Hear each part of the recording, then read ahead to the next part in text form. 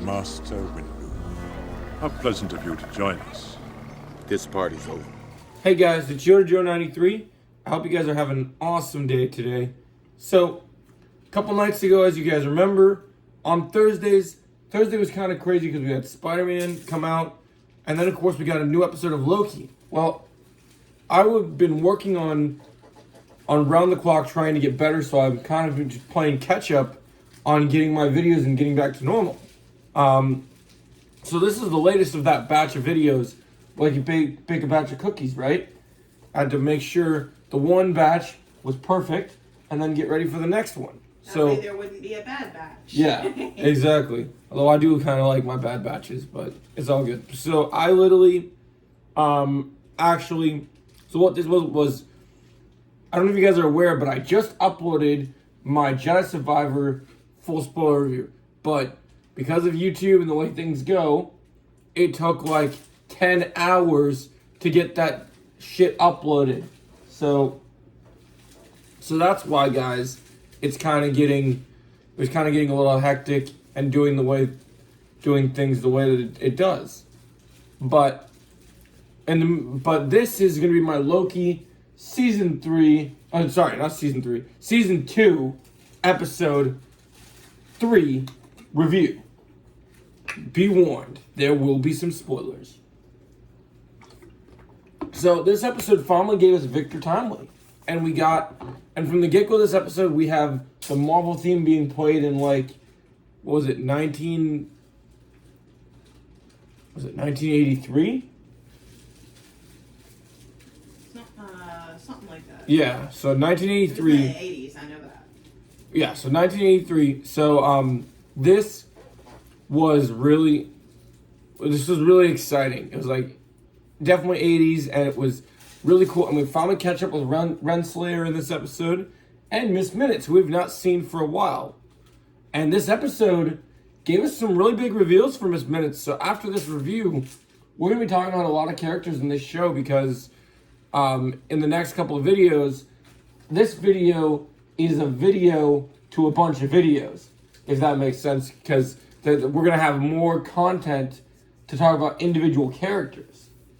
So, this episode, we have Loki and Mobius are trying to track Renslayer and Miss Minutes so that they can bring Miss Minutes back because she's connected to Kang and they need the aura of He Who Remains to save the timeline and save the TBA.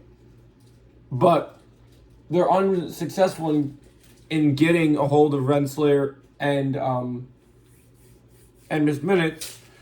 And when they go looking for them, we find out that in this time period we are at, we meet a new Kang variant by the name of Victor Timely, an inspiring inventor who is already at this age in time, is trying to create time.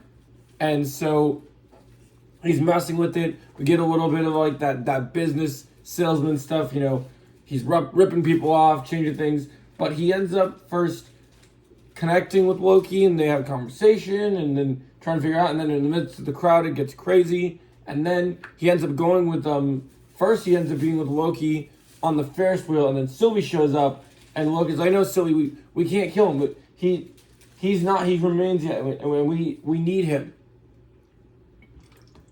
And so then they're decently able to avoid it for a while. They get away. Loki does this kind of keep away magic, whatever he's got to do, which is very interesting. And then, we have a conversation between Mobius and Renslayer, and Renslayer wants nothing to do with Mobius. She doesn't understand. She thinks she's the only one to bring stability to the TVA. So Miss Mints and her finally catch up with Victor Timely, and they have a conversation, and they get together, they talk, and then Renslayer says something to Victor Timely about figuring everything about being partners. But earlier in the episode, Victor Timely says that he doesn't do partners. And then all of a sudden, Renslayer is sent off the boat away from everyone, and Miss Minutes betrays her.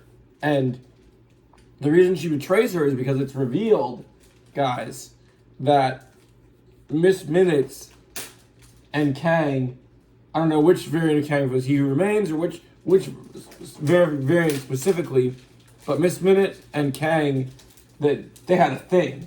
Like, so she was created, so she owes leadership to him. And then we lead into this whole thing where the twist is that she wants a body. So this artificial intelligence is seeking what most artificial intelligence wants, to exist. And so this makes it even more interesting. We know in season 1 she had a darker path. We knew she was kind of villainous. Here we kind of see that evident here.